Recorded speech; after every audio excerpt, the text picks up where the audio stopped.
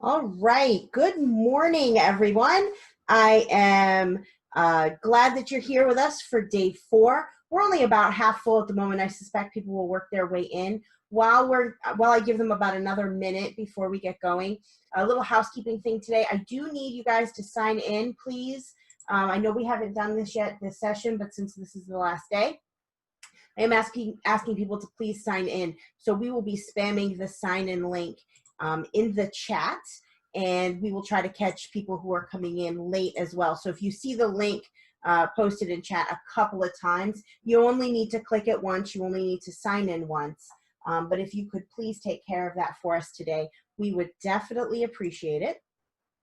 And again, if you see it pop up multiple times, just signing in once is all that we need. And I'm really glad everybody has found their way to our 4th and final day of training for Google One.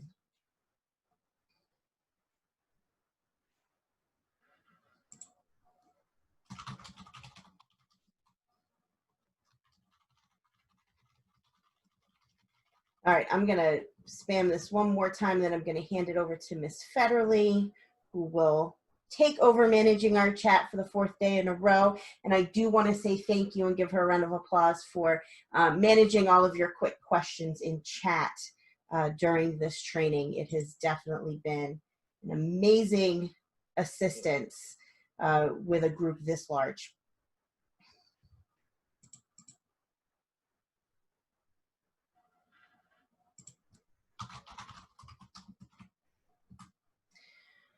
All right, and with that, Ms. Federley, I'm going to close my chat. So if you can take over, I would appreciate it. While you guys are signing in and taking care of just our quick little housekeeping in there, I am going to show you, since I like to revisit things quickly from the day before, there weren't a whole lot of questions from yesterday, which makes me believe that you guys are getting pretty comfortable with Google stuff, which is amazing.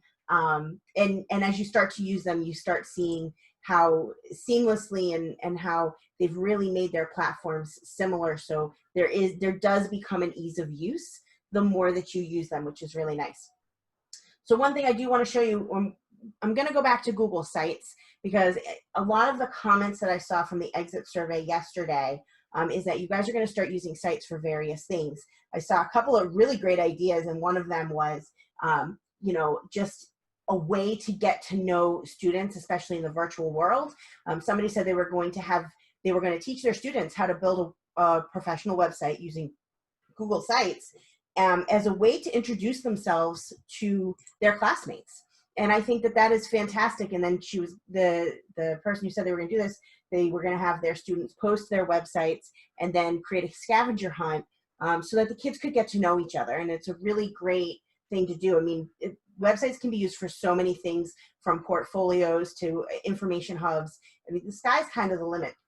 So what I want to show you with Google Sites, if you're going to do things like that, or if you're going to start creating sites for, some of your smaller communities in your building, we do want to be mindful about layout. And I know I didn't talk a whole lot about design. I just really talked about use. And design kind of comes, right? So as you start looking at things and rearranging stuff on your website. But one thing that you can pay attention to, and you should pay attention to, given that we know a lot of our families and a lot of our students work off of phones and tablets, and I know we're shifting to get away from that, but the reality is that people look at websites a lot on their phones, right? So after you've published your site, so I've already published this is the example from yesterday. If I want to preview my site, I can come over here to click the preview button. So automatically it shows us what it looks like on a computer screen, right? So it's nice and big. And one thing I didn't call out yesterday was this black option bar down at the bottom here. If you mouse over this, it says, okay, this is the large screen. So that's going to be your computer screen that you're viewing it on. You have the option to see what it's going to look like on a tablet or what it's going to look like on a phone. So if I click that, now you can see if my website's condensed, I can see all the information that's here, but I see what it looks like on the cell phone. And then I can see my navigation bar is up top here, right, for everything that we had created yesterday. So from a phone standpoint, this is now what my website looks like. This is just good information to have. If I click tablet, it makes it a little bit better, a little bit bigger rather, for the tablet viewing. And it changes things around a bit. So as you start getting into designing with websites, I think you should take a look at these options right here. Okay. So there is that.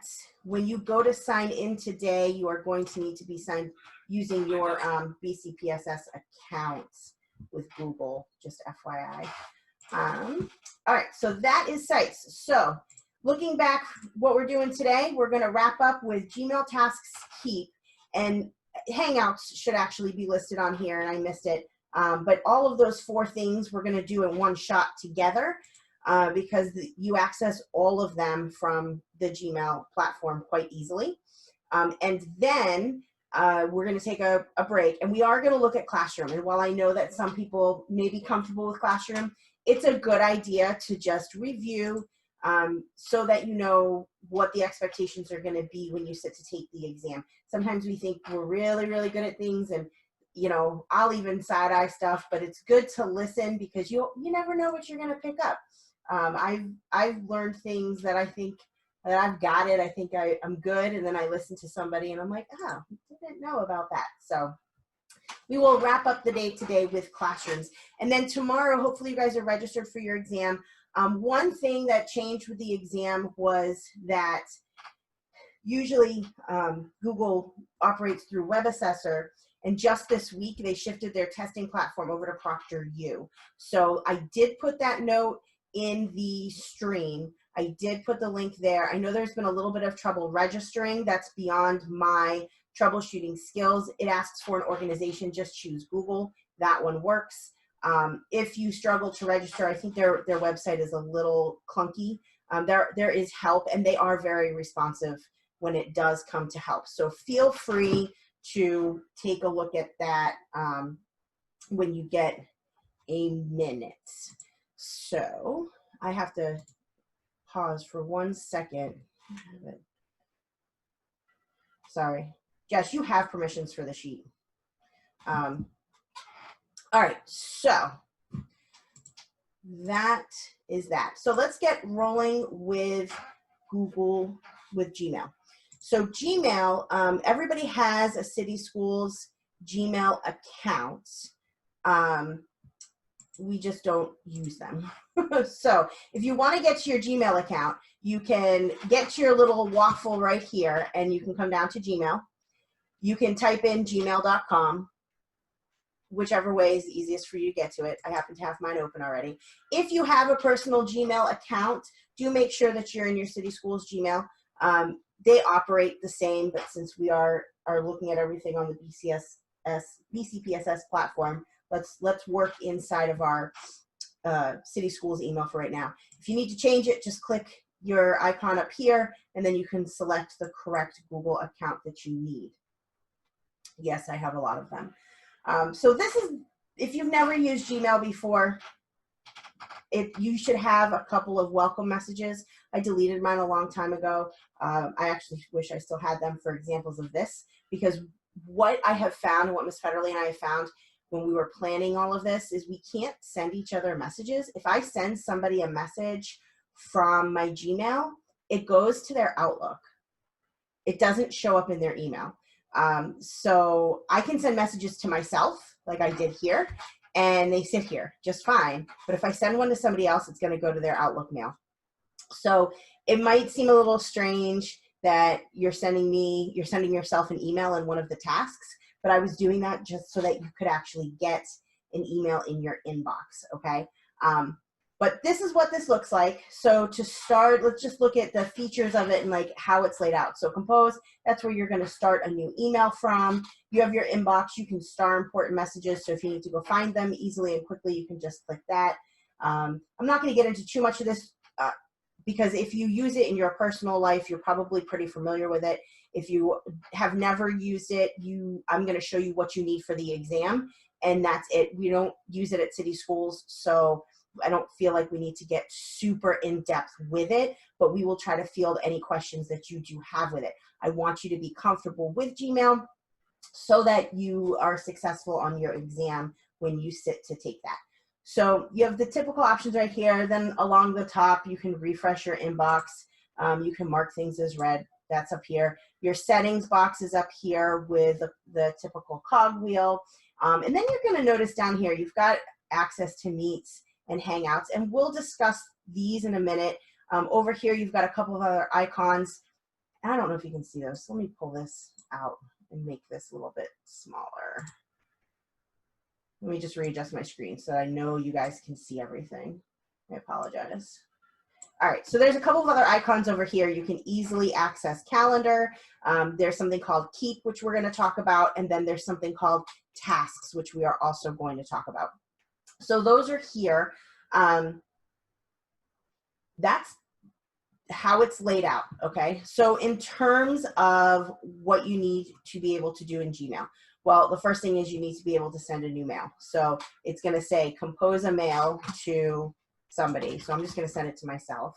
And then it's going to say, you know, attach something specific to the email. So this is the subject line right here, since it said subject, and I apologize, I just started typing. So the top line here is who am I sending it to? I'm going to send it to myself. What is the subject of the email? The attachment you were looking for. And then if you want to write a message, an actual email for our convo, see attached. All right, whatever. And then if you want to sign it. So you can Smart Compose. It will, I actually like this feature. I leave this turned on in my personal life. It anticipates what I'm going to write, which just saves me a little bit of time because I can hit tab. Now, looking at Gmail here, you've got some other icons along the bottom. So let's talk about these real quick. This first one you're not going to have because this is an extension that I have. I do Loom recordings for my students, and I can send a Loom video directly in Gmail. So if you know what I'm talking about with this and you're a Loom user, know that it connects to your Gmail. If you are not a Loom user, don't worry about this icon. You won't have it there. Right here, you can format your email different ways. You're not going to need to know this for the exam. It's just options to make things look pretty. Here's your attached file, the universal paper clip. This is here. And then your typical link right here where you can insert a link, and we'll look at doing that, of course. And then there's some fun little emojis. If you want to insert something from your drive, here's your universal drive icon. So your exam might ask you to insert files from drive. I'm pretty sure they will. So it'll either say, attach a file. So if I go to attach a file, this is going to take me directly to my computer. If I want to attach something from my drive, I actually do have to, in this instance, click the drive icon in order to access my drive. So say I want to send the Digital's Got Talent over to my colleague. I'm going to go ahead and click it, hit insert. It's now put it on my email. And then if I want to insert a photo, this is here as well. So you've got some options. What you're going to need to know for the exam is how to write an email to someone or a couple of someones, and you just add in the addresses up here. I do not believe that it asks you to CC or blind copy somebody, but your options are here. So if I want to CC somebody on this email, I can CC them and I can put the person's name right there. If I want to blind copy them, I can do this there as well, and I just add them in. If you accidentally put somebody on your email that you do not want on your email, just hit the little X button and it takes them right off, okay? I'm gonna go ahead and send this so you can see what it looks like. So once the email comes in, so this is what somebody would see, and in your exam, you're gonna have a lot of emails already sitting in your inbox. So the way they have the exam set up is they have pre-sent a whole bunch of emails because they want you to look for certain emails, and we'll talk about that in a minute. So if you're using Gmail to see what this looks like, I would just click this, and then here's my little email I wrote. Here's my flyer. I can click on it to open it up. It opens it right up. If somebody wants to add it to their, organize it in their drive, they can click there and it adds it to their drive. If it was an attachment directly from your computer, the user has the option to download or add it to their drive or just preview it in a separate window. So that in a nutshell is how you send an email. It will ask you to send an email, and I'm going to send another one to myself since it shows up in my inbox. It will ask you to send an email with a link inserted. You see our new school website, right? Hey, Miss Annie, I'm sorry to interrupt. Is there any way that you can make this email that you're sent, like that bit a little bit bigger so people can see it easier? Thank you. Like that? Yeah, perfect. That's better. Thank you. All right. Yeah, no problem. Thanks for stopping me. So if I want to insert a link, right? So if I want to see my new, school's website, I can just click. So I copied a web address in another window. I just Control V to paste it. You can stick it right there, and then you can go ahead and send it. It might ask you to create a hyperword link. So if that's the case, it's going to be the same process that you have seen all week long. We want to link our new school. Maybe we just want to use the word website. So I'm going to highlight the word website. I'm going to click the insert link down at the bottom of the email, right? And it's going to give me the option, what web address am I going to? Click OK, and then that's there like that. And then I can go ahead and I can hit send to my person, and then the new email has come into their inbox, obviously. So that's here. See what this looks like. If I were to click this, it just brings up my classroom website. This is actually my classroom website. Brings up my classroom website right here. So, and then, or if I click this one, it does the exact same thing, right? So those are the big things in terms of sending mail that you're going to need to know for the exam, is how to send an attachment and how to insert a link. Now, it will ask you at some point to search for a specific piece of mail and then label it. So what you see up here is, in your email function, you've got search mail right here, right? So you can search, it might ask you to search for a specific person. It might ask you to search for a specific keyword. It's been a little bit since I've taken the exam. I'm pretty sure it's a keyword in this case. So what I'm gonna do is I'm gonna search for the word testing. And then it's gonna bring up any email that I've had that has the word test or testing in it, right? And then right here, so this says little inbox, that's just telling me where the email is. So again, all I did to search, you can search for a person too. So say I just want to search for myself. There's a couple of emails that came up. Also, you'll see like Hangouts has popped up. So one thing about Gmail, Hangouts is connected to Gmail, and I'll talk about that in a minute. So you can actually search for chats. Now, if I don't want chats in my search, if I'm just looking for email, I can exclude my chats, and it made this a little bit smaller. So we have that as well, okay? If you want to undo your search, you can clear your search by clicking this X right here. And then typically though, I just click back to my inbox, and that's where that's at, okay? Now, in terms of labeling an email, so I believe my example was I had a whole bunch of messages from like my quote unquote school principal and some parents and a yearbook advisor, and they were all kind of mixed together. And it said, search for an email from Mary and label each email from Mary yearbook, because you're working with her on the yearbook. So I believe that was actually my example when I took my exam. So let's just say that I want to label a mail a piece of mail just so I can easily find it later. Because once you label it, then when you search for that keyword, all of them with the label will pop right up. So in order to label email inside of Gmail, you select whichever email you want to label. So let's do the new school website, right? So I'm going to open up the email that I want to label.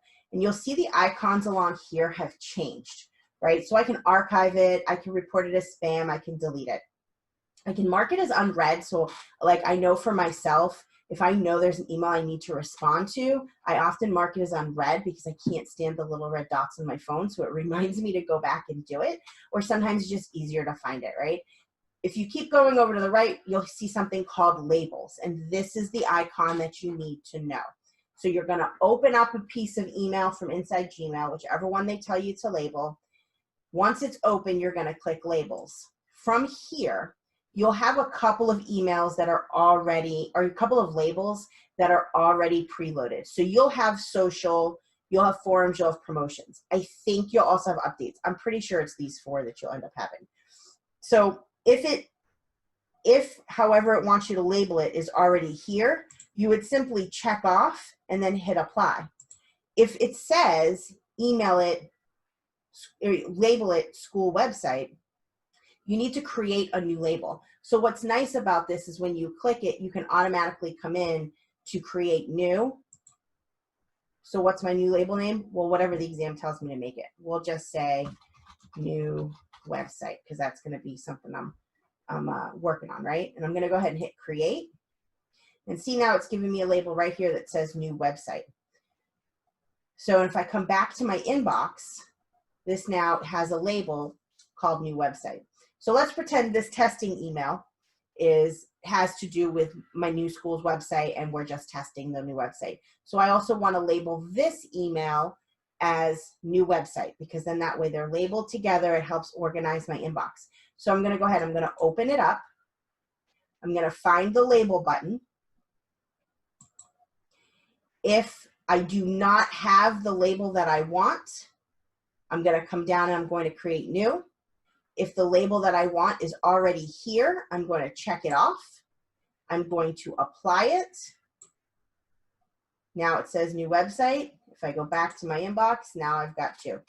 Literally on the exam, this is all it wants you to do when it comes to labels, is just label the websites, or label the emails. I'm sorry.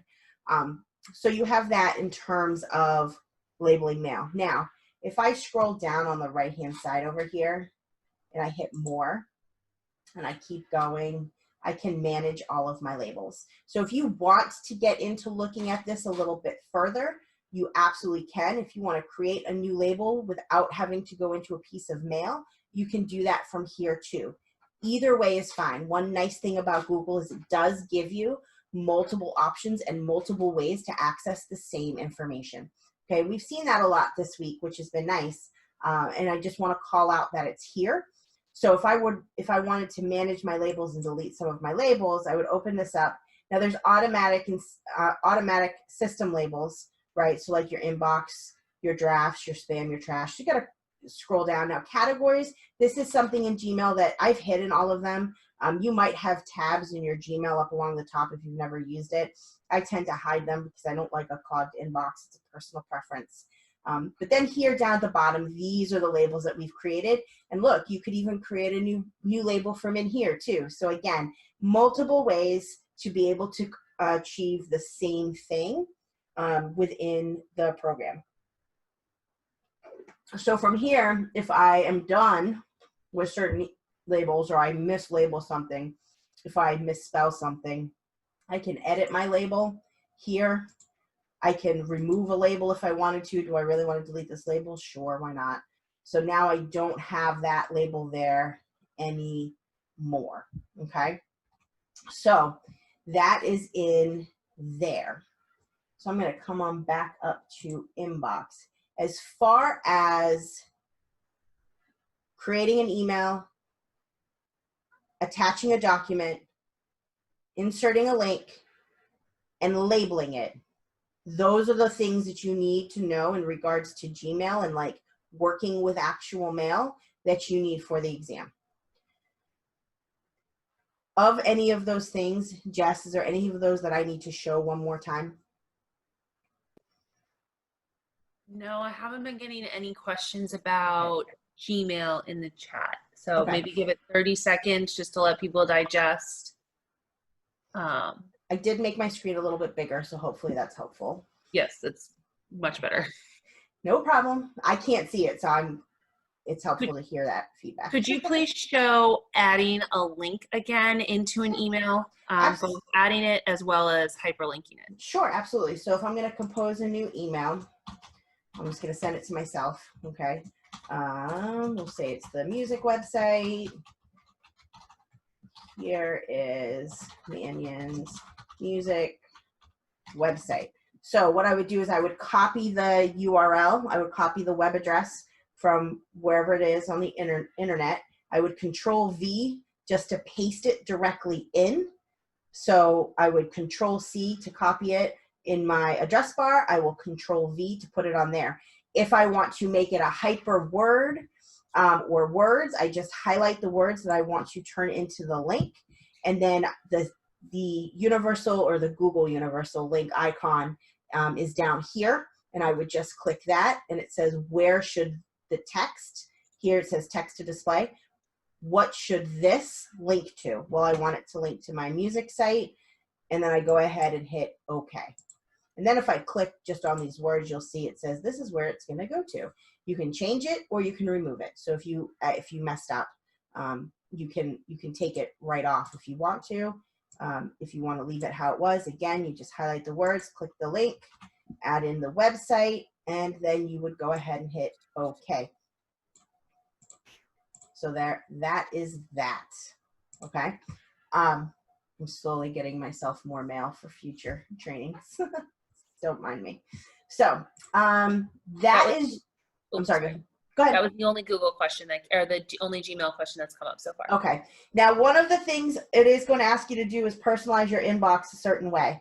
So Gmail allows a little bit of personalization. So let's look up here in the settings and let's see what the settings have to offer. So these are quick settings. When I click settings, these quick little settings pop up, right? So I believe this is as far as you need to go within the settings. You can change the look of your inbox. You can have the default where everything's a little bit spread out. You could choose compact. And if I'm gonna click compact right here, but watch what happens to my emails right here when I do that. Just makes everything a little bit more condensed, a little smaller. So if you use Gmail on the regular, and you like things, you like a lot of information in a smaller space, that might be nice. You also have, so I believe on the exam, it asks you to change it to either comfortable or compact. So you just do that within the settings. You can also say what comes first in your inbox. I do not believe you need this for the exam, but I'll call it out anyways. If it says change your inbox type to unread messages first, you would click this, and then it would put all of your unread messages at the top, and then everything else that you want shows up down below. I do not believe this shows up, but it's here anyways, just so that you know. And then you can also change how the reading pane looks like. So there's just some extra things in there. If you use Gmail on the regular, this is not on the exam, but you can change the look by selecting. My computer just froze on me. It doesn't want to, you can change a theme, but my computer does not want to change a theme. That's odd. It should, in theory, change it. There it goes. So you can change the background and to whatever you want it to be. And there's a lot more. There's a lot of options. I'm not going to get into that, but if you want to play with making things look a little different, you can certainly do that. All right, so that is personalization. Now, if you need to star something, if your exam tells you to star something, so just in case, so if I say, okay, I know that the Digital's Got Talent, I want to mark that as starred, I can just star something because I know it's important. And then if you want to see any of your email that you've starred, so your important stuff, it's kind of like marking it for important. Underneath inbox here says starred. It'll just show up. The only emails that show up are the ones that you have starred. So that is there as well. So just know that that is an option. That's the basics of Gmail. You are not going to need to know anything beyond that. All right, so I'm going to pause for 30 seconds because I'm going to move to Hangouts next once I know that we are comfortable with Gmail. Mr. Lloyd asked, can you change the color of the star? I don't think so. No. Okay, I didn't think so. No. I think if you get into labels, you can maybe change the color of labels, but I honestly haven't played with that so much. I've used them enough to know what I need to pass the exams, in full disclosure. All right, let's go and take a look at Hangouts because again, everything's going to be done on the screen. I'm gonna move this up a bit so it's a little bit easier to see because since I've made the screen bigger, I've kind of sorry, I'm just doing a little adjusting. It's a little harder to see. All right, so Hangouts. You are going to need to know in Hangouts, you will need to know how to start a Hangout, archive a Hangout, how to leave a conversation, how to block a user. So Hangouts, Google Hangouts, used to be the video and chat conferencing platform. They have split it. So now you have Google Meet, which also we've talked about this a little bit. This is their video conferencing. And they left Hangouts as the chat, right? So the Hangouts is literally just like IMs, okay? It's nothing crazy about it. It's just so you can have a conversation with people. So how do you start a new Hangout? Well, we come over here to Hangouts. You see this little plus button right here? And if I mouse over it, I know that's pretty small, but it does say new conversation. So I can go ahead and I can click new conversation and it says, well, enter a name, email, phone. These are people that I've got, I've had conversations with already, or I can start a whole, or I can do a conversation with a new group. So let's just start a conversation because I use Miss Federle for everything. So I would type in the person's name that I wanted. So let me do that again because I happened really quick. I'm going to come over to Hangouts. I want to start a new Hangout. I'm going to hit new conversation. I want to be able to send Miss Federle a message. So I'm going to find her in my contact list. I'm going to click her name. And right here, it's going to say, start a conversation with Jessica. And it can say, hey, let's just chat on Hangouts. Or are you free real quick? And then I will send her the invite to her. And then if you see over here on the right, it says, here's the conversation. And there's Miss Federle writing back to me. That's even better.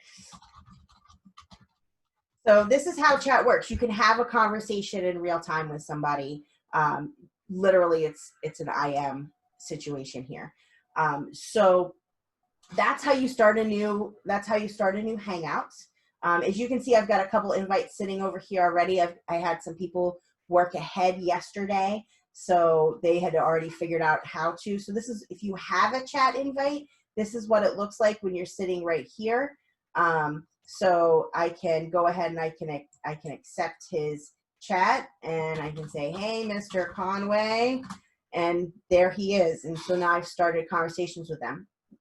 If I'm done with a conversation or I'm done talking to them right now, I just X out to close, okay? So that's how you start.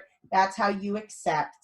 If I want to archive a conversation, so see how my list is starting to grow right here? It can get pretty long if you use it a lot. So if I want to archive a conversation with somebody, I just mouse over the conversation. On the right, you'll see these three little dots right here. I can click that. And I can archive the conversation. He's writing back. So right here, I can just hit, again, what I did was, and I'm gonna respond to him in a second. So I can minimize this and it puts it right here, which is nice. So I'm gonna go ahead and I'm gonna archive this conversation with Miss Federle. So I'm gonna select her chat, or I'm just gonna mouse over it. These three dots right here, I'm gonna go ahead and I'm going to archive, okay? So that takes care of that in terms of archiving. So again, I just mouse over, three dots, I can archive or I can delete it. So delete it makes it so you can't go back to it. Archiving puts it away so you don't see it. but if you end up doing a search, you will find it again, okay? So if you don't want to permanently delete it, archive it. If you don't care about the information that's in there and ever seeing it again, just hit delete, okay? Now, since Mr. Conway wrote back to me, I can do other things here. So let's pretend, and I'm not gonna do this to him, but let's pretend that that Mr. Conway ends up not being Mr. Conway and perhaps is an inappropriate user, and I don't really want to have a conversation with him because there's something that, you know, I don't know him, and or he's soliciting me for funds or something, and I just want to block him, right? So don't don't take it personally, Mr. Conway. So on the settings right here, I can click the cogwheel right on the settings of the chat, and I can come down, and here again, I can archive or I can delete. So you don't have to do it from the shortcut over here on the left. Again, Google's giving multiple options to achieve things. I can archive the conversation, I can delete the conversation. If I want turn off notifications, and I know, because I know I talk to Mr. Conway all the time and I'm just gonna check the chat on a regular basis, I could turn off notifications if I wanted to. This will save a copy of the conversation history, so when I go to search in my Gmail later for Mr. Conway, a whole chat transcript can come up. If you don't want the chat transcript recorded, turn off the conversation history. On the exam, you need to know how to block a user. And so if you need to block somebody for whatever reason, you simply click the settings on their chat window here. And you do have to open up the chat window to do this. And then you would block the person. I am not going to block Mr. Conway because he is my partner in crime in the arts department at Digital Harbor, as he is our visual arts teacher, and I will not do that to my friend and colleague. But I could if I wanted to, because I have the power right here. So that's how you do that, okay? Other than these things in chats, that's all you need to know for Hangouts for your exam, is just how to start it, how to archive, how to block somebody, and then you're good. If you want to leave a conversation that you did not start, I don't think I have one. The option would be here as well, but I don't have a group conversation that I didn't start, do I? Oh, I do. Oh, even better. Okay, so I had started a Google Practice, or somebody else has started a Google Practice one at some point. So if it is a group conversation, so if I have a conversation, if I'm in a Hangout with more than one person, so let me reiterate that. You can leave a conversation if it is a group conversation with 3 people or more, okay? So if you want to leave a conversation, it would be the same situation. You open up the group conversation, and I think people have already left this because there aren't very many people left. But I go to the cogwheel and I would leave the conversation here and I'd be out of it, okay? So it's kind of like if people start replying to all and you don't want to see it all, and you got the information you needed, go ahead and leave the conversation. And then, so that's where you do the same thing there, okay? So depending on what it asks you to do, the correct option will be there, okay? So know that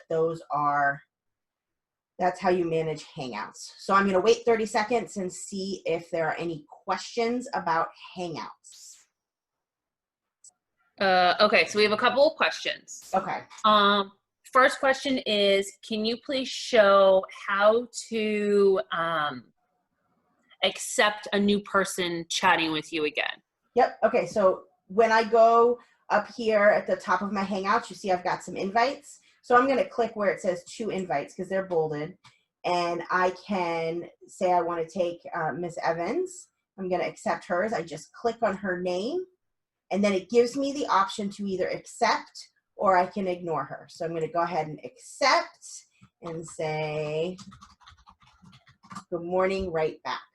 So again, so to accept, I simply I have a message sitting here. I click the bold name and it gives me the option to accept or ignore, okay? Okay, the next question is, if you block someone, can you unblock them? You can try it with me, I won't be offended. That's a good question. You want me to send you a message? No, I'll send you a message and I'll block you. It's fine. I don't know where I would go to do that. Confirm. I'll no longer receive direct messages, but this person will be present in any group of Hangouts. You can view all blocked people under the Hangouts main menu. All right, which is where? Learn more.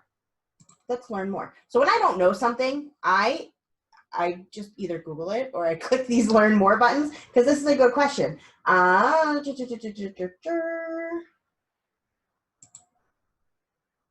Oh, hangouts.google.com. Okay, so apparently there's a whole Hangout section that I have never used before. Look at this. But this is taking me to my personal email, just saying. Yeah. So let's switch this over. That's the problem with Gmail. All right, so apparently, yes, you should be able to. Did I block you? I did block you, right? Yes, you blocked me. So main menus here. I bet you it's in settings. Blocked people is right here. So yes, you can unblock them. And I got to learn something new because I've never used Google Hangouts here before because the only time I've ever used it, to be honest, is in my Gmail. And on the test, I did it in my Gmail and it was just fine. So yeah, you can unblock somebody from Hangouts. All right. Well, that answers that question. What's next? We got a couple more. Okay. All right. Talking about blocked, how would you know if someone blocked you? You probably wouldn't. Like most programs, and I am not a Google expert in this realm, but mostly you don't know and on any social media stuff that you've been blocked in general. Like usually you don't get like Jess, did you get a notification that I blocked you? No. Okay, so you don't know if you've been blocked. So you wouldn't know if you've been blocked. I did not. Yeah, no, I did not get a message. Okay. So that's good to know. So if you block somebody, they're not going to be notified of that. So that's good information to have, right? Yes. Okay. And then can you please show us how to add a group again? Yep. Very easy. So you're just going to start a new conversation. So I'm going to hit plus. And then if I want to have multiple people, so we'll use Mr. Conway. Oops, I'm sorry. I need to start a group. So if I want multiple people, I need to start a group of people. So I'm going to use Mr. Conway. I'll add in Miss Federly. We'll add in Mr. Lloyd. And here's my little group for conversation. I'm going to hit OK. And I've now sent them a message. Testing for training. Good morning. And then if any of them were to accept that, as I knew somebody would, which is why I chose those people, here's the group conversation. So again, to do multiple people, it was just plus, and I want to create a group of people. Otherwise, if I start with somebody, it's just going to be a one-on-one conversation. And then if I don't want to be in this group anymore, I can leave the conversation. Bye, guys. All right. It's also been commented in the chat that students can probably block you. There's not necessarily like a teacher-student permissions for this.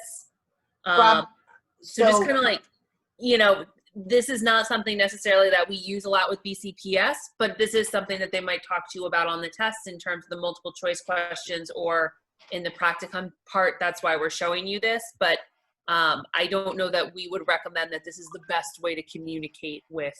No, I would not recommend this as a communication with students for a variety of reasons, but also because I don't believe students have access to Hangouts. Students don't even have access to Gmail.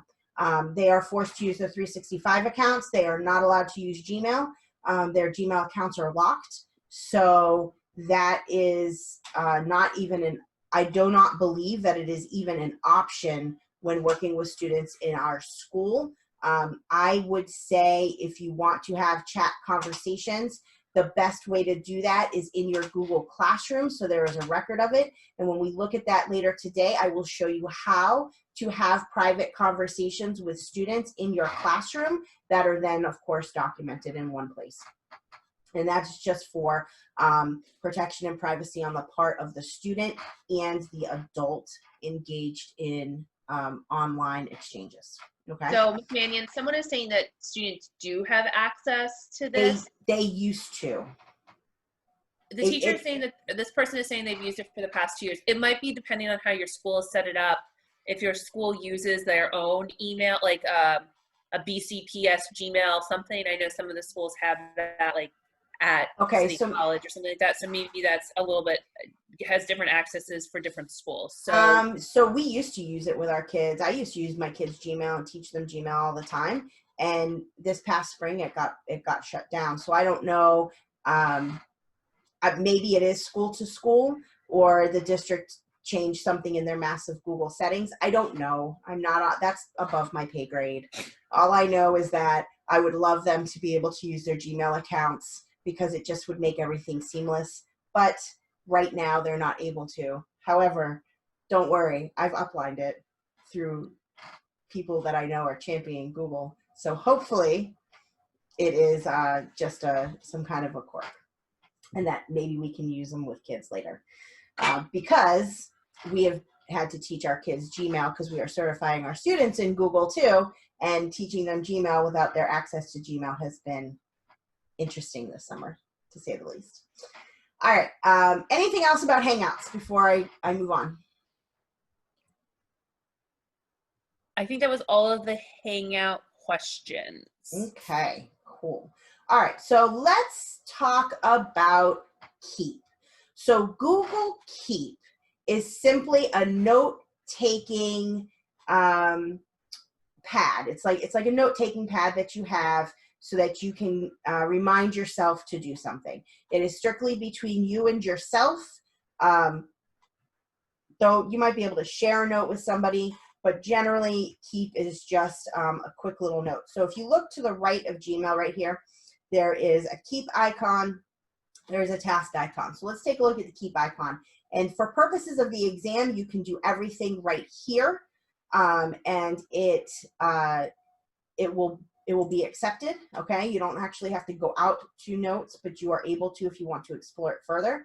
So basically, if I want to remind myself to do something, so maybe I'm just gonna say send an email to Jess about training.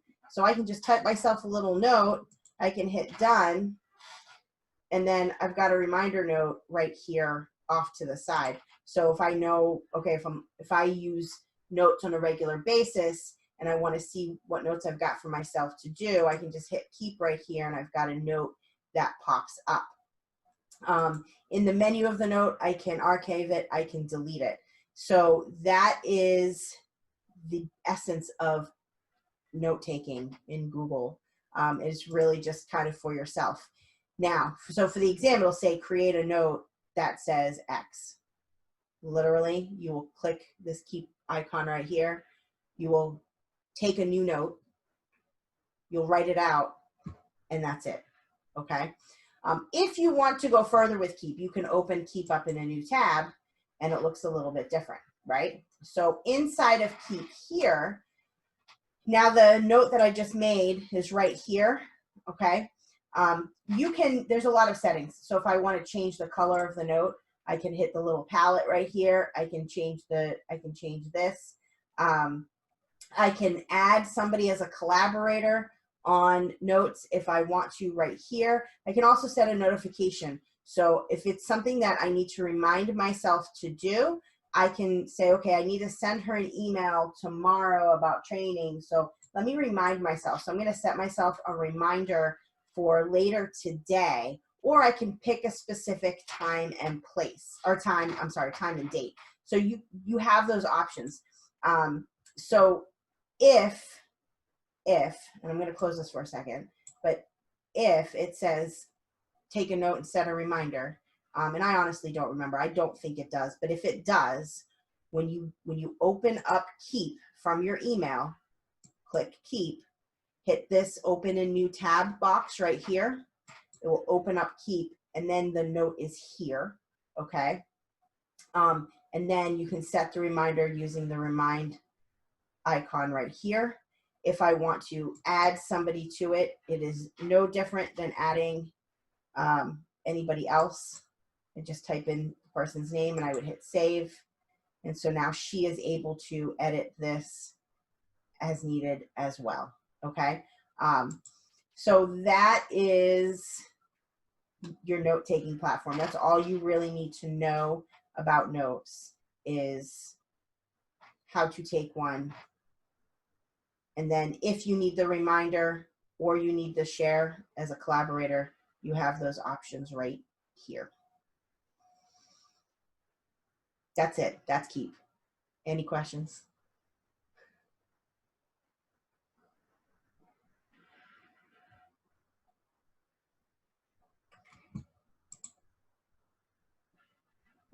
Let me pop in chat and see. Show me how to add a new note. Okay, Yeah. so Sorry. nope, that's fine. So I'm going to close this tab. So we'll pretend this is closed. So just real quick, one more time. If I want to add a new note, I'm going to go to my Keep right here, and I'm going to hit this plus button, which says take a note. I'm going to just type in what I need, adding a new note to my Keep, or whatever it is I need to say, and I'm just going to hit done. And there's my second note right there. If I want to send this to somebody, or if I need to send this to somebody, I can open it up in the actual Keep by clicking the three dots right here and opening in Keep, or I can click the pop out to bring it over to Keep right here. And then here's my new note that I just made, and maybe I'm color coding, and maybe I'll just do pink for everything that's myself, so that I have it. And you can select a note that way. You can play with it. There isn't a whole, I don't use it, to be perfectly transparent and honest, but you do need to know how to add a note. If you need the reminder button icon and then the share are right here in Keep. So you just need to be aware of that. You mark it as done or completed. You know, probably. No, that's pin. I don't want to pin it. No, I could archive it. Okay. So that'll get rid of it if I hit archive. So, or I can delete it. And the same thing, if you want to archive it, because in case there's some reason you need to revisit it again, archive just takes it off your screen. But if you were to search, there's a search icon, there's a search button right here. I think that one said new note, right? I don't remember what I wrote for that one. But you could search if you needed to. And then if you didn't archive it, you want to delete it forever, you can just delete forever right here. Okay. If you want to set one as important, you can pin them to the top right here.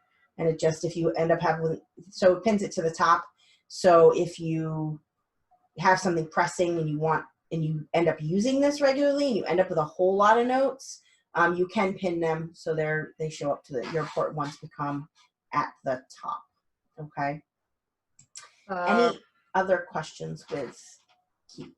It looks like, okay, wait, sorry. There are a bunch of questions just came in, so I want to make No, sure. that's fine. Mark notes is completed. Can you over add a label to your note again? Can you go over adding a label to your note again? So I didn't do that because you don't need it, but you can. If you go out into actual Keep, you can add labels right here. So I could add a label. So how I did that was I came out into Keep. If you want to get into using this, and this is extra, you don't need this for the exam. You can click on your note. If you want to label it, you can just hit this more option right here, and you can come down to add a label, and then I can give it its own label. And I'm going to create that. Ms. Federle now has her own label in my world, which I should just have anyways. So that's there. What else can I do? And then the question, is this a separate task on the test? No, I'm pretty sure that this is embedded within the Gmail test question. So it's part of create a note base when you're in your email. This is not a separate. No, it's not its own task.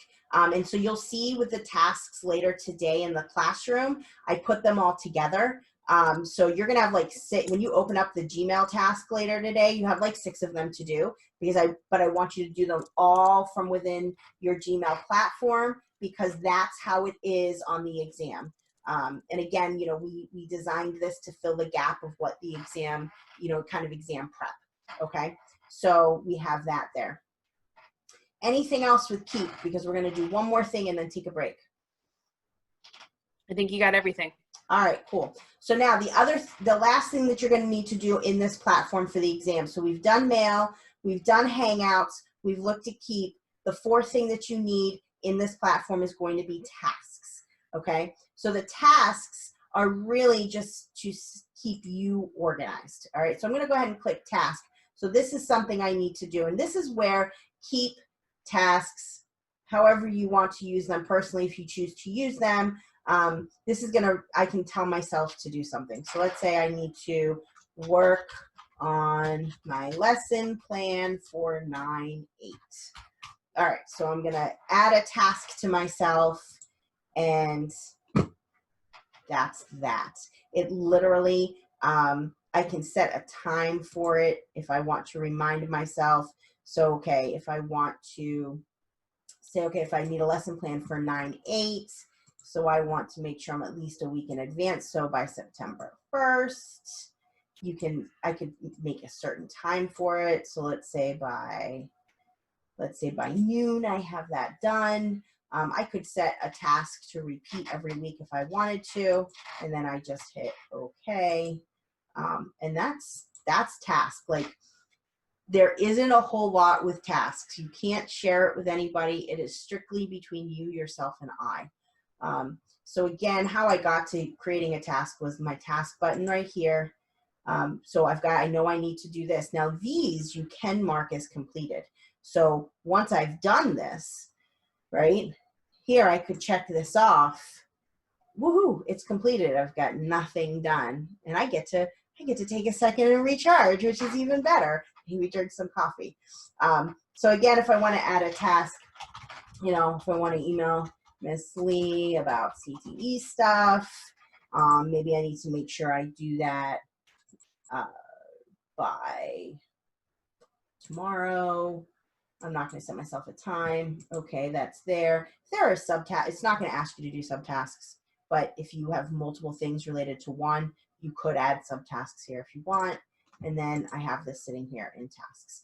Tasks does not have its own window. So unlike Keep or Hangouts, you cannot pop out into your own screen. This is literally a work list for you.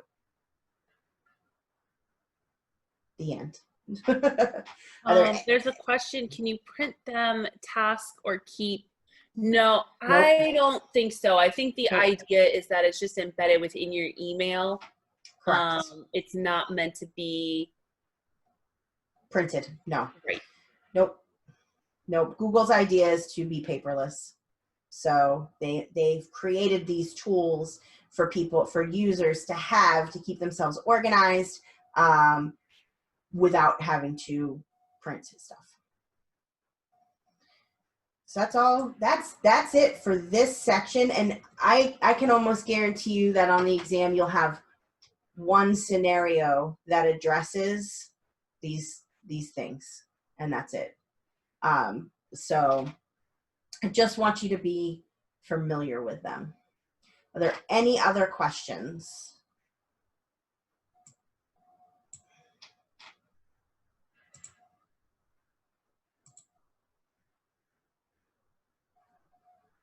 All right, since there are no other questions, let's take a 5-minute break because we are only going to have one thing left to do, and then we will go, and then we'll be done, and our time together will be done.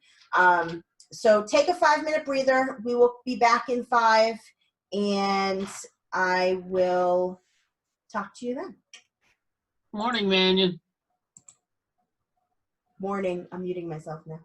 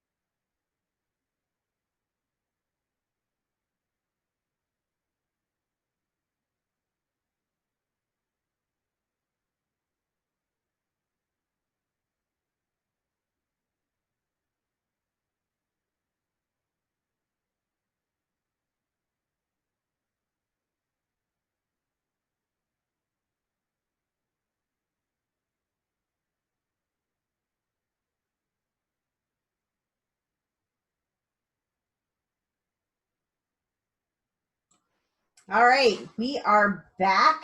Welcome back. Hopefully you're able to stretch for a couple of minutes. So the last part of our training is going to be Google Classroom. Now, I know that there are people sitting in here that are proficient in Google Classroom, like highly proficient. I also am aware that there are people in here that have a little bit of familiarity with it, but that maybe just need reinforcement of some things and just some reminders of things, or just need to see something again for the second time, or maybe even for the first time. I am also aware that there are people in here that have never needed to use Google Classroom before. So I am going to do my best to not make this redundant for people. It is on the exam, and I am going to cover the things in Google Classroom that you need to be able to do for the exam only, okay? There is a lot with Google Classroom that you can do.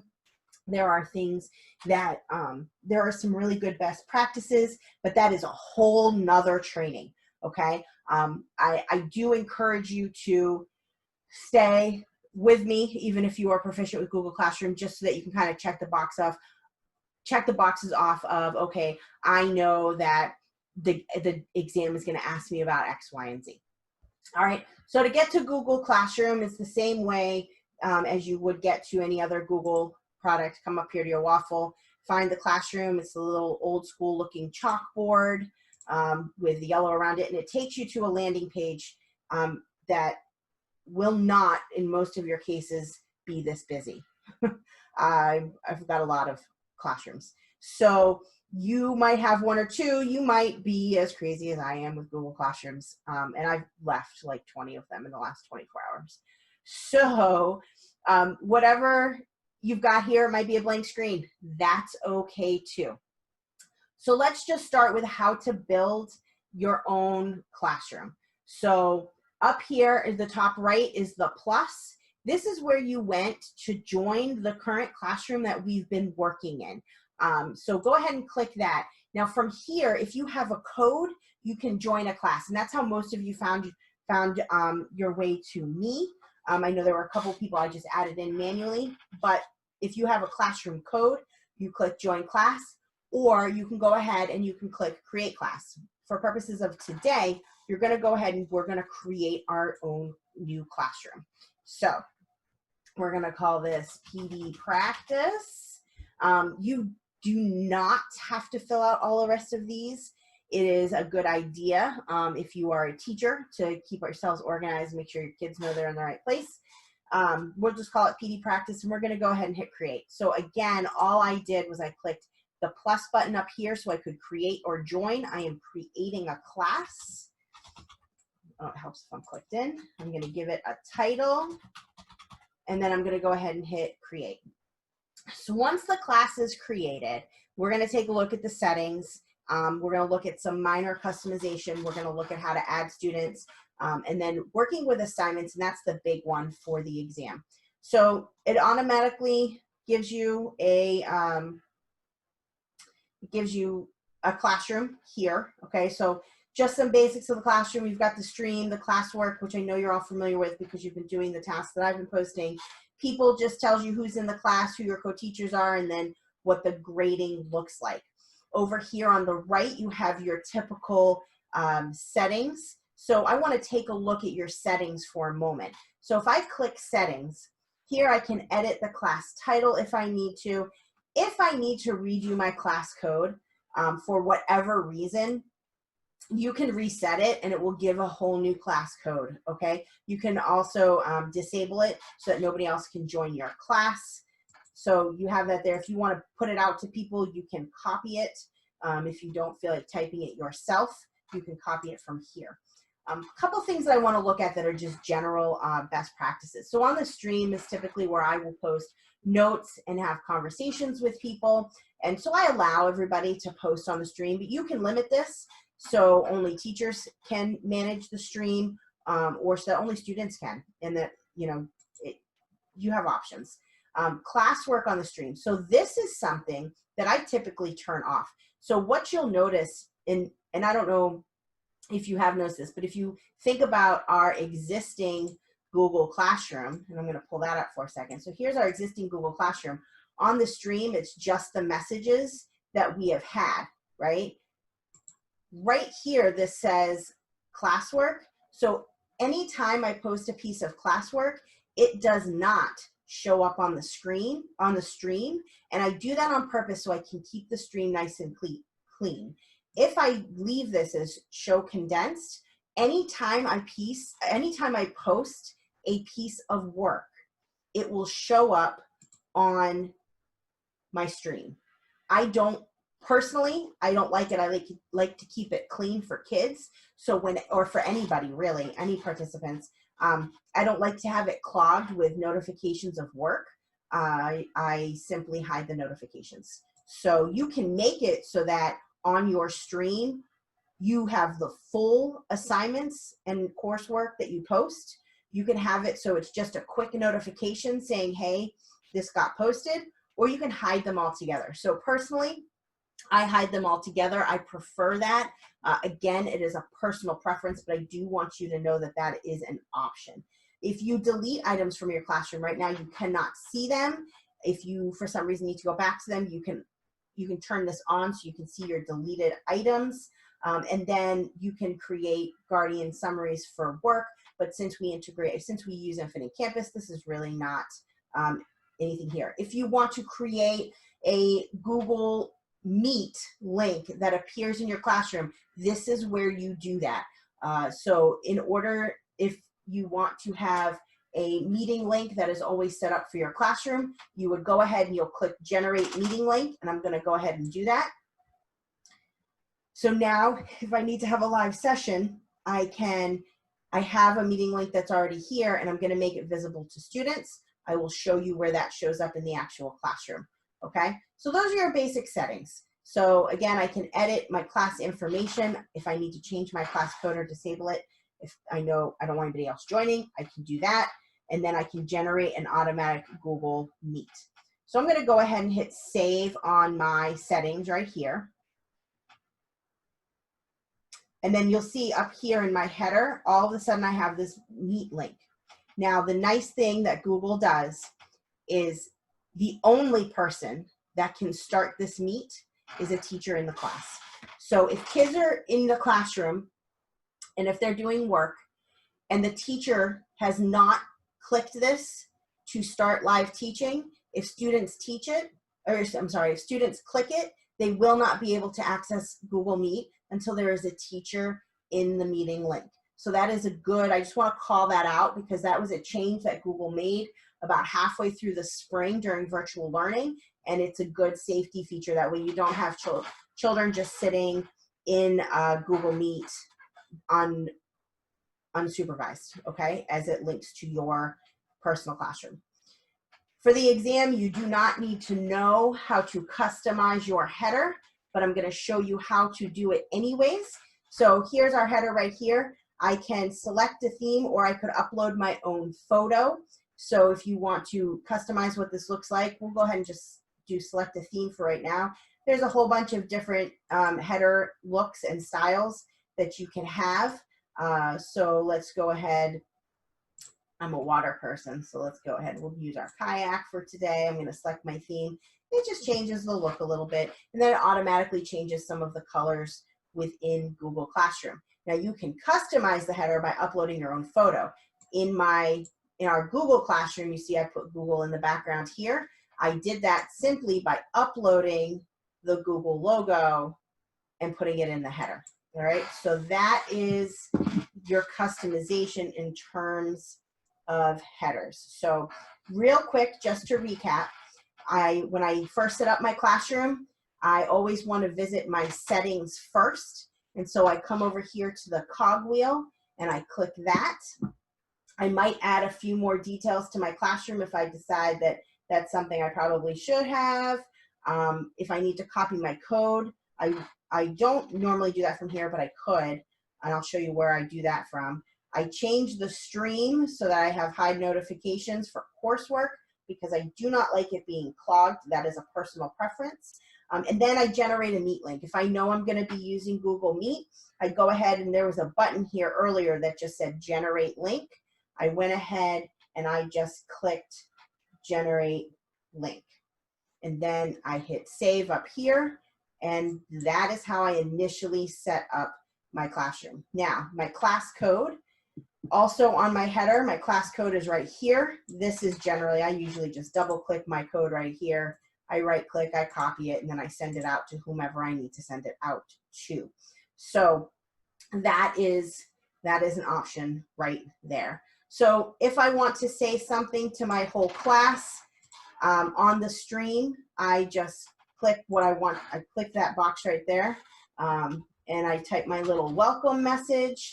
I know this is going to go to all my students that end up joining my class, because sometimes I put my welcome message up before I even add students to the class. If I wanted to add an attachment to a message on the stream, I have that ability right here. And then once I'm good to post, I simply click post, and my first message shows up here in the stream. Once I have my message, if I notice I have a spelling error, because sometimes my brain works faster than my fingers, I can go ahead and I can edit just by clicking these three dots right here, which is the menu item for this particular message. And I can delete it if I decide that I didn't want to delete it. I didn't want anymore. I could edit it if I needed to fix something in here, or if I wanted to add something, okay? So you have those options here. This is also where I would recommend having a conversation with a specific student. So I'm going to show you how to do that, but not in my practice classroom because I don't have any students at the moment. So if I come back over to our Google Classroom that we've been using for this PD, I can share something and I can have a conversation privately with somebody on the stream that other people cannot see. So how do I do that? I start with share something with my class, and right here it says all students. I can click this drop down menu. I'm going to uncheck all of my students, and I find the one student that I want to converse with, and I'm going to check it off for them and them only. And then I'm going to click out to my message. So right now, this message is for a singular student. Which student? The one that's checked off. So Mr. Conway is getting a private message from me, and I can send him showing how to send a private message. Thanks for helping with PD. Right? So I can send him just a singular message and I hit post. So when I do this, nobody else in our PD will see that particular message on your stream. Mr. Conway is the only one. Next time he goes into this class, he is going to see that private message. And now the student can write back to me right here. And now I can have my private conversation with a student or with a group of students right here. Since I'm in teacher mode in here, you can see right here, there is a message on the stream that a bunch of you don't see, because I sent this message to 24 students in our PD because this was specific information I needed people just from Digital Harbor to have regarding the PD. So this message went to a group of 24 people in the class. This message went to a singular person in the class. And then this message has gone to everybody in the class. So you can differentiate on the stream who you're speaking to and the audience. So you can do small groups, you can do singular students, you can do everybody in the class. So know that that is there, and you have that as an option for stream. The next thing that you're going to need to know for the exam is how to add students. So it will, again, your contacts will be pre-populated, and it'll say add Mary whomever, or add Joe Schmo. So you'll come over to people, and then it wants you to add students. So right now there is nobody in this brand new class that I started. So I just click the person icon. So how this is going to work in the exam is you're going to end up clicking the plus, and then whatever student I'm going to invite to my classroom, I'm going to give them an option right here, and I'm going to type in my kids' names if I am not giving them the code. On the exam, you have to type in their names. So I know a lot of us have our students adding into our classroom because we give them the codes. On the exam, you have to actually physically come over to people, come down to students, click the person icon, and whatever names they tell you to invite to your classroom, you need to type in their names, and then you click this invite button here at the bottom of the box to send them an invite. And then once I do that, you'll see that they've been invited to the class, but they have not yet joined. Once students actually join your class, they go from gray to black. And I'll show you that what that looks like in our Google Classroom over here. If I come over to people, see my students here are all black because you guys have all accepted into the classroom versus what I have sitting over here where they're invited. So for purposes of the exam, you need to know how to type in people to add them to your classroom. I am going to take a quick 30-second pause before I jump into what else you need to know in classroom for the exam. Are there any things I need to repeat, Ms. Federle? Yes, one second. Okay, no problem. So a question was asked about, so if you're doing those private messages to individual students, is there a way to filter out just the messages to certain students? Because otherwise your feed on the teacher side will look very busy and you might lose messages.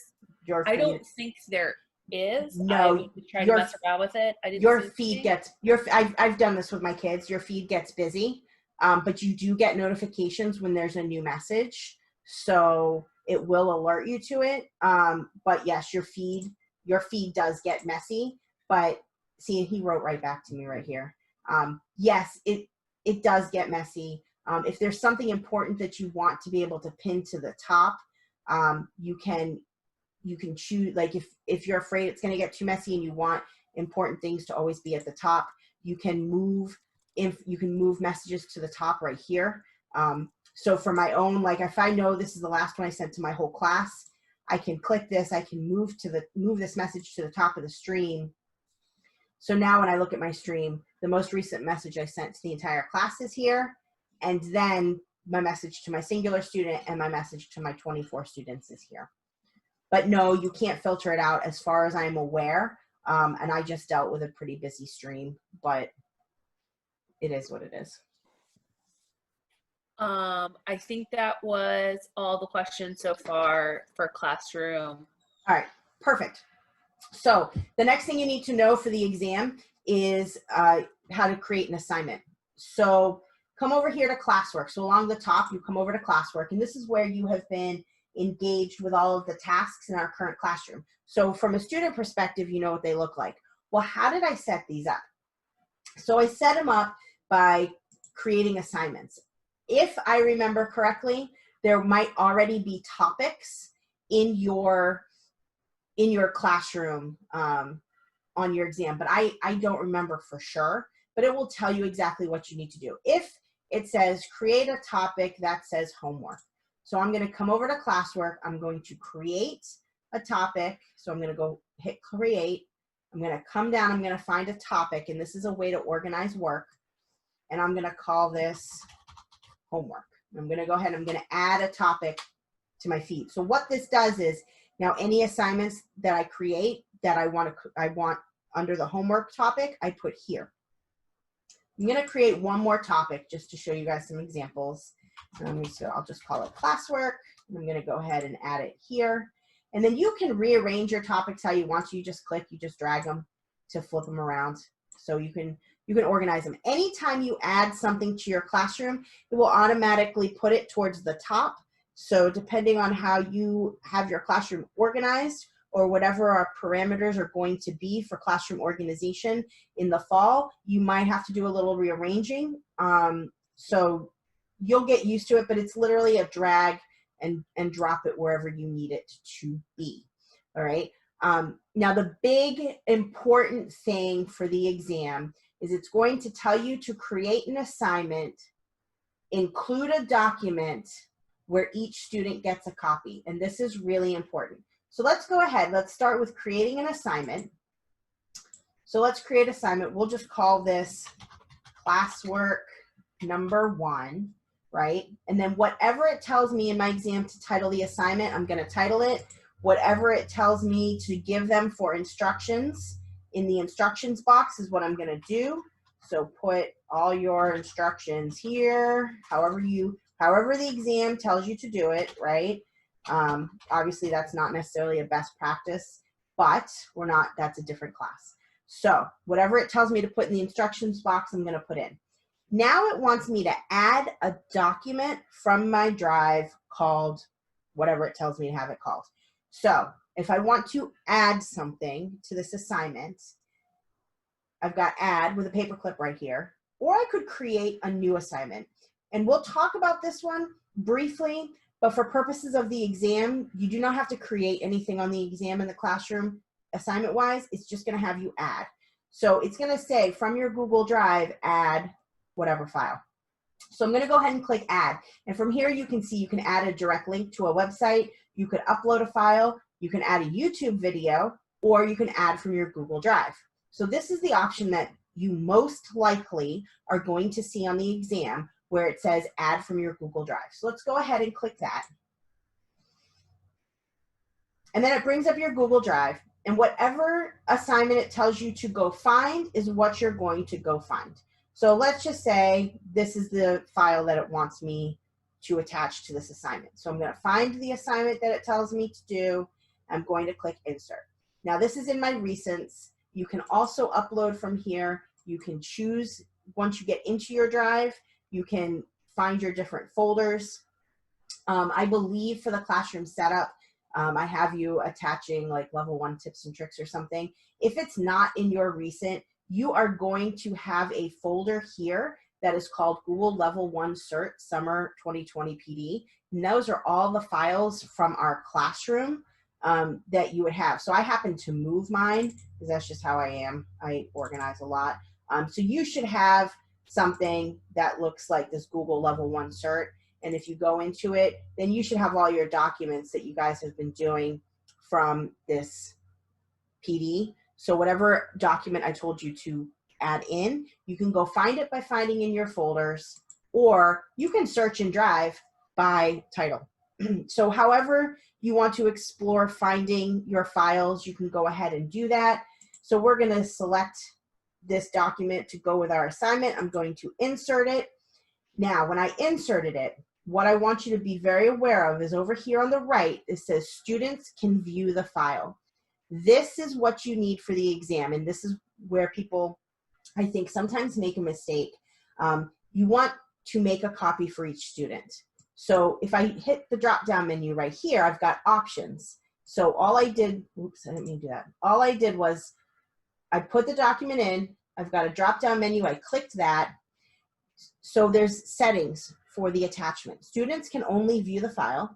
Students can edit the file, or I want to make a copy for each student. So let's talk about what these things are. So students can view file.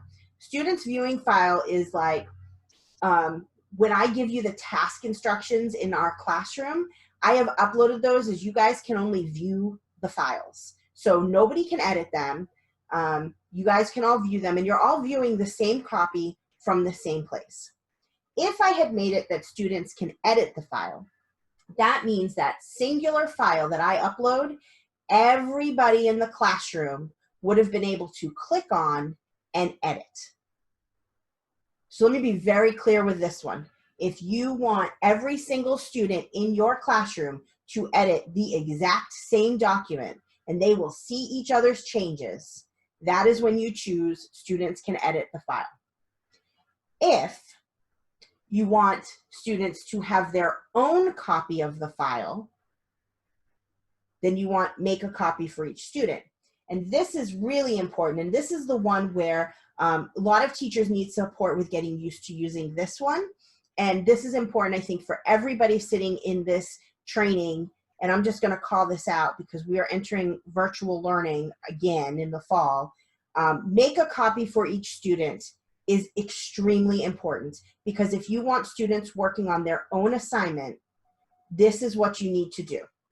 What happens when you do this is when a student opens up the file, it copies the file to their drive, and that student only is the one who can edit the file. So that means then when they submit the file, it is just their work on that file. Now, caveat to that is once I assign this, I cannot go back and change it. So if somebody posts an assignment and they forget to change this option, they are going to have to delete the assignment and start it and relist the assignment and making sure they have this right there. So I just want to call that out because that is a mistake that I think sometimes when we rush or we think we got everything right, we miss this step. This step is important for your exam, and I can't stress the importance of this step for virtual learning in general, okay? So please be mindful of what your setting is for the document that you have here. With this, you want to make sure that you are using Google Slides, Google Sheets, or Google Docs. You do not want to upload a Microsoft Word document to here and then make a copy for every student because it never translates correctly to Docs.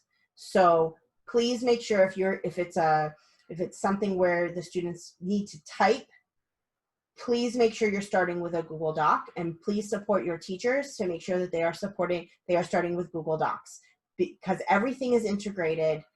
We don't want Microsoft Word documents in here. It makes it extraordinarily challenging for children. So that's my little soapbox.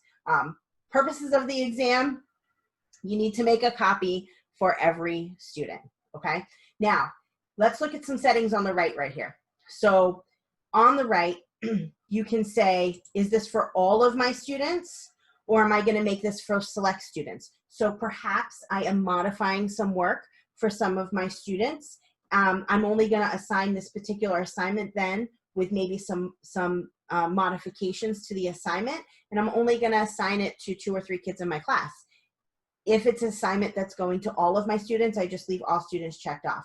So to show you, if I were to create a new assignment in here where I actually have people, if I do the drop-down menu on all students, here's my options where I can uncheck everybody. Then I can just check the certain people that I need to assign to. So you have to pay attention to what is happening, what your directions are in your exam. If it says make it for all students, make it for 1 student, whatever it is. It might also tell you to assign a point value, but I don't believe so on the exam. It might tell you to have a due date. So you just simply click here where it says no due date. If I click that, it brings up a little calendar and I can assign a due date for this, right? So now I've got this due on August 5th. Then I can organize it according to my topic. So far, if I click right here, I've got 2 topics, homework, classwork. Oh, well, but if this was supposed to be a drill and I forgot to create my drill topic, guess what I can do right here? I can create a new topic if I wanted to, or I can simply assign it to whatever topic I already have created. I'm going to double check this, make sure everything's good, and then I'm going to go ahead and click assign. And then watch what happens and where it goes. So I told it should go to classwork, and there it is, boom, right inside of classwork. And again, back to that assigned to all student things. Maybe I fat fingered something and I mistyped and I want to edit. I can mouse over this. I can edit, but as you can see, I cannot edit. I can edit my instructions. I can edit here. I can edit my due date. I can edit my topic. If I want to add a rubric, I can. If I want to add more things to the assignment, I have that ability. I cannot edit this option right here where it says students get a copy. So if I made this, if I listed this incorrectly, this is where I'd have to scrap this assignment and re-upload it. So just be mindful about your settings of documents and attachments. Jess, I'm gonna pause for a second because I feel like maybe that was a lot, or maybe it's just because I got on a soapbox about make a copy for each student. No, I think we'll give it like 30 seconds for people to digest. I don't see any questions in the chat. The big thing is just like, If you forget to put your topic in, it's really easy to go back and edit the assignment in terms of topic, due date, points, etc. But important to note, if you don't make each student get a copy, you got to start the assignment over again. Yep. Anything you need to see again before I move on? We're almost done too. This is, again, I'm just showing you Classroom for what you need for the exam. I do encourage you to go in and play with it if you haven't. If you are an expert Classroom user, just be mindful on the exam of what the instructions are telling you to do. I think that is all of the questions regarding Google Classroom. Okay, so you might be told that you need to create a discussion. So if I hit create right here, there's a couple of different options. So I could create an assignment, create a quiz assignment, post a question. I can just post straight material where there's nothing for students to do. It's just information. And you saw that over here in our Google Classroom. See these little flags? This is just material. And then this is the icon for actual assignments. So that just kind of, that indicates that that's just material, just view material. There isn't anything students need to do. If the exam asks you to create a discussion question, you need to come down here to question and post the question. Okay, so there isn't the word here that says discussion. So sometimes Google can be a little tricky, and this is one of those times. It might say create a discussion question that says blah. So let's go ahead and let's create a question, because that's a discussion question. Just doesn't have the word discussion. And so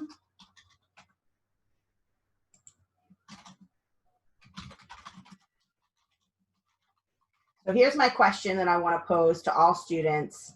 I'm going to put it under, I'm going to create a topic just so you can see how that works. Let's pretend that this was supposed to be a drill. So let's create a topic right here. I'm going to say drill. We'll make it plural. And I'm going to make this, so then my other option here is, can students reply to each other? Yes. This is how the discussion option in the classroom is created. Can students edit their answer? I always say yes to this, because just like adults, students are human and they make errors, and sometimes their little fingers type faster than, or type slower than their brains work, and they miss things. And people, I think they should have the ability to go back and edit. So personally, and this is a personal choice, I always allow students to go back and edit. And then, so once I have these settings set up, I'm not gonna have a due date. I want this to be an ongoing question about how amazing this group is and how great you guys have been this week. And then I'm just gonna post ask and watch what happens. So since the drill, this is a new topic, once I hit ask, it's gonna create both for me. So here it is. So it created a new topic, and my discussion is right here. So I can go ahead, I can view the question, and well, this is not the student view, I apologize. The question's here. They can do this here. Now, there is a different view when it comes to students. You don't need that for purposes of the exam. There are, so just know it looks a little bit different. Again, that's a whole nother class. I've got some videos somewhere on it, but not for today, okay? So we've got that, and that's all you need in terms of Google Classroom. I don't believe it asked you anything about grading, but if we look at grades, I can't show you anything here because there's no kids in the class. If I come over to our PD classroom and I click on grades, just in case you've never seen what the grade book looks like inside of Google Classroom, you can see when people have submitted things, it's out of 100. I've been replying to you guys through email, so don't think I'm not grading. I weeded through a lot of email. So this is just what this looks like. If something wasn't assigned to, if something was only assigned to a certain group, you can see right here it says not assigned, not assigned, but then there is, you know, an extra assignment that I had just for digital folk. So I put that up here so you can see the assignments are listed, but only for certain group of people here. So if I want to see what their assignment looks like, I can just come in here, I can view their submission, or I can just type in their grade and return it, and go from there. So I don't believe you necessarily need this for the exam, but just so that, since we're talking about Classroom, this is what this looks like. All right, that is Classroom. Is there anything, is there anything, Jess, here that I need to redo? Not with Google Classrooms. There's a question that Hannah asked. I'm trying to get a little bit more clarification. Is there, Miss Cinta? Okay, so if you, Miss Cinta, if this is not the answer to your question, please rephrase your question or turn your mic on and just ask. We didn't create any of those Google questions about the multiple choice practice. That's all on the Google for Education like training site.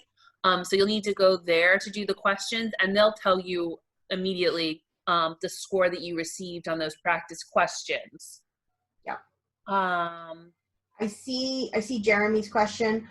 So it won't show the edit. So kind of, right? So the question is, will it show if a student edits their response? Kind of. What it will show you is what time it was most recently updated, but it won't necessarily show you the changes itself that were made. It just shows the updated post. So if you know you had a student respond at 8 a.m., right? And you come back in later and at 9:15 you see that it was last updated at 9:07, they edited their response. Now you can't go in and see the history of that response, so you can't see what they took out, what they edited, what they changed, but you can see the the fact that it was actually updated. All right, so one last, are there any other classrooms? Oh, I'm sorry. It's been a long week. I've done a lot of talking.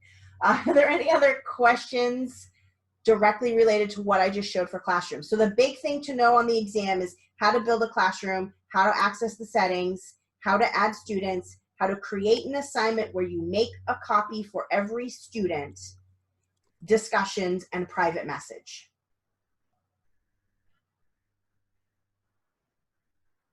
Okay, so basics of the classroom. Now, one other thing that I do want to show you, and this leads into us parting ways. If you signed up for the Google Level 2 PD next week, we are parting ways because I am not teaching that class. I am handing you guys off to Principal Swittenbuck and to my colleague, Mr. Belush. So unfortunately, I will probably pop in just to see what's going on, but I am not running it. So this is where you're parting ways. However, they did ask me to communicate that if you previously signed up on the sign-in sheet, they have added you to the class. And when you come over to Google Classroom, right here, I'm going to put this one right to the left. Oh, that's the other thing. If just side note, you can rearrange your classrooms by clicking and dragging. This DHHS Google Level 2, if you previously signed up, you should have gotten an invite for the Level 2. Please join the class. So I'm going to go ahead and I'm going to join it now. If you do not have that classroom sitting here, you do want to participate in Level 2. What you need to do is, let me change screens here. I need you to please send an email to Principal Swinton-Buck and to Mr. Belush and ask them to add you to the Google Level 2 class. They will add you to the class. You can check back into your Google Classrooms and then just go ahead and join. So I will go ahead and let's put their emails right in chat. So if you want to do Level 2 and you have not done that and you did not get the invite, please email Principal Swinton-Buck and Mr. Belush to get an invite to their training for Level 2, and that is there. So please make sure you go ahead and do that. Ms. Mannion, I'm also going to make a plea to please make sure that you have signed in for today. We have 64. We've had somewhere in the 64 plus range of participants today, but we only have 46 responses for our sign-in sheet. Today is the only day we have done a sign-in sheet. I'm going to put the link in the chat again. So please, please make sure that you have filled out the sign-in sheet. If you're having trouble accessing it, please let me know. Put your email into the chat, and I will send you a copy of the sign-in sheet. Yep. The other plea that I'm going to make with everybody, and I just want to say thank you. You guys have been an amazing audience this week. You guys have really dug into the tasks. It's been great. Miss Federly and I will be in live help today between 4 and 5. We will also, or I think it might just be me, but I will be available between 10 and 11 tomorrow morning for additional live help if you need it. So you've got 2 more opportunities to ask some direct questions in a face-to-face setting. So 4 and 5 today, or between 10 and 11 tomorrow. My other plea to you, if you'd be so kind, the exit survey for today, I have it under day 4. It is different than it's been for the last 3 days. I'm going to go ahead and pop it in chat. If you haven't done any of the other exit surveys, for me, please, if you wouldn't mind doing this final one. I am putting an application together to become a certified Google trainer, and I need to submit some feedback to them. So if I can implore you to please, if you don't do any of the other exit surveys, just maybe if you don't mind helping me out a little bit and doing today's, I would really appreciate it. And do be critical. I like feedback. I like to adjust. I want to make sure that what we deliver to people is helpful and useful and something that people can take back and use with them. And it's not always sunshine and roses. You know, we're always growing, we're always learning. So it's okay if it's not. Other than that, go and play with your tasks. If you're super good with Classroom and you don't want to build a new classroom for fun, I'm good with that. Otherwise, please make sure you at least do the Gmail, Keep, Hangouts, and whatnot.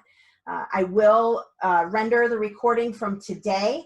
I also, yesterday, as you saw, I managed to record the chat, so I'm doing that for today as well. So as soon as we're off the call here, I'll edit the video, I'll get it uploaded, hopefully before I leave to pick up my kids before live help.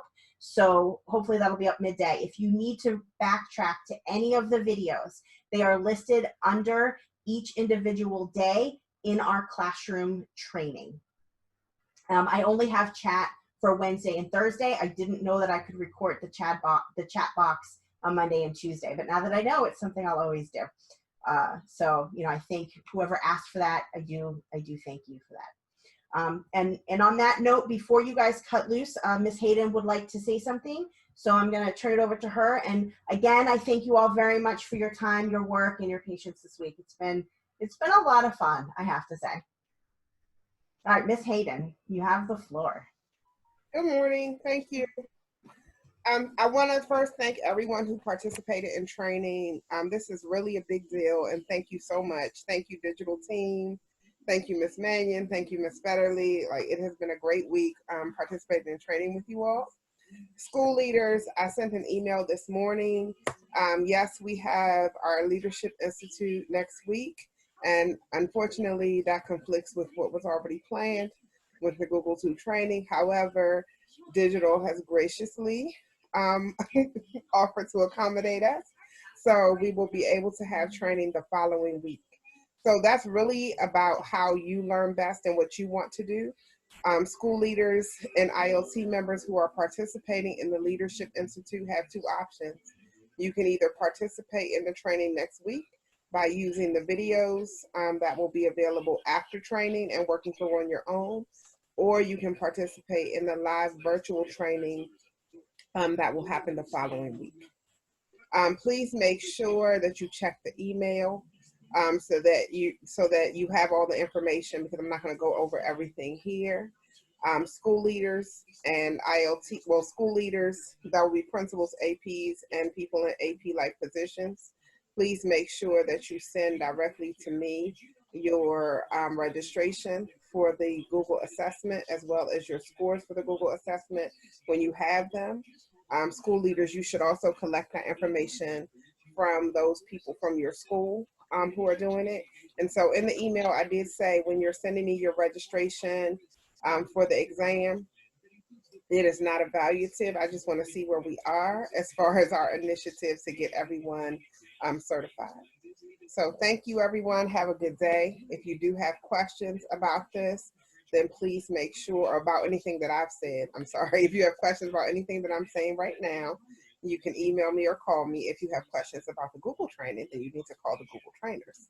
All right. Thank you so much and have a great day. Thank you all again. To reiterate, you've been an awesome group. Have a wonderful day. Enjoy your weekend. And I hope to see you all again sometime.